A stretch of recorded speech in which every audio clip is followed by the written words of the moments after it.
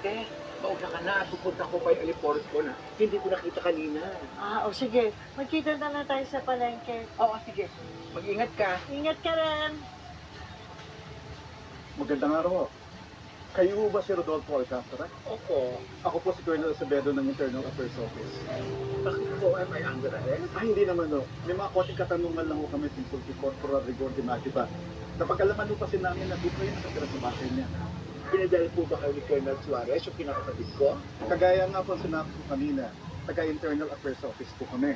At bilang isang responsabling mamamayan, tungkulin niyo pong isiwalat sa amin ang lahat ng katotohanan na nalalaman ninyo tungkol kay Corporal Rigor de Magiba at sa sinasabing kalaguyo nito na si Lena Cortez. Oh, Colonel, I swear to tell the truth, the whole truth, and nothing but the truth. So help me God.